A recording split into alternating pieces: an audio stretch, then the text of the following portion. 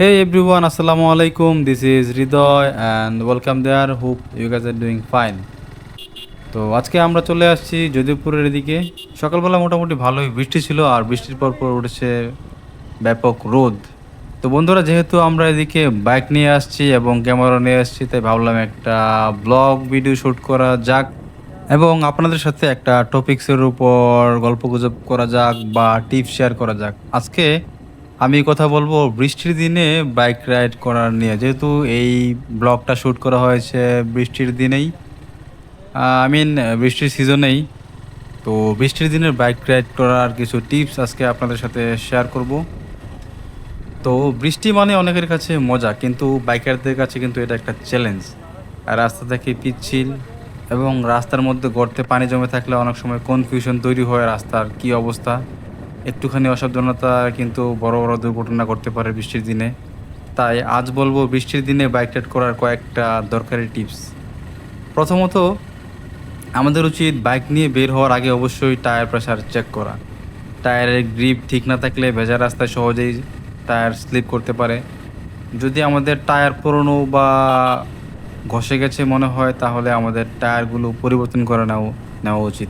দ্বিতীয়ত, রেইনকোট পরা বা সাথে নেওয়া। যেহেতু বৃষ্টির দিনে যে কোনো সময় হঠাৎ করে বৃষ্টি নেমে যেতে পারে বা অনেক সময় বৃষ্টির মধ্যেই রাইড করতে আমাদের বের হতে হয়, তাই রেইনকোট পরে বের হওয়া অথবা রেইনকোট নিয়ে বের হওয়া। তৃতীয়ত, বাইকের হেডলাইট ও ইন্ডিকেটর সবসময় অন রাখুন।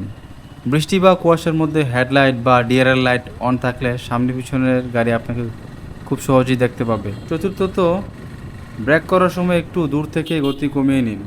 ভেজা রাস্তায় টায়ার ও রাস্তার মাঝে গ্রিপ কমে যায়, তাই হঠাৎ ব্রেক দিয়ে বাইক স্লিপ করতে পারে। সেই জন্য ইঞ্জিন ব্রেক ব্যবহার করুন, মানে গিয়ার কমিয়ে ধীরে ধীরে বাইক থামানোর চেষ্টা করুন। পঞ্চমত অনেক সময় দেখবেন রাস্তা ভাঙা হওয়ার কারণে পুকুরের মতো পানি জমতে দেখা যায় রাস্তার মধ্যে। তখন আপনি বুঝতে পারবেন না রাস্তা আসলে কোন দিক দিয়ে ভালো বা কোন দিক দিয়ে গর্ত। তো সেসব রাস্তাগুলো আপনারা অ্যাভয়েড করার চেষ্টা করবেন এবং যদি যাওয়া লাগে সেখানকার যারা লোকাল লোক আছে তাদের কাছ থেকে জেনে তারপর পার হবেন, নতুবা কিন্তু বড় দুর্ঘটনার শিকার হতে পারেন। ষষ্ঠত, যদি রাস্তায় খুব বেশি বৃষ্টি হয়, রাস্তার ভিজিবিলিটি খুবই কম থাকে, তাহলে বাইক থামিয়ে আমাদের উচিত নিরাপদ কোনো জায়গায় অবস্থান করা যতক্ষণ না পর্যন্ত বৃষ্টি কমে, নতুবা আমরা যে কোনো দুর্ঘটনার শিকার হতে পারি।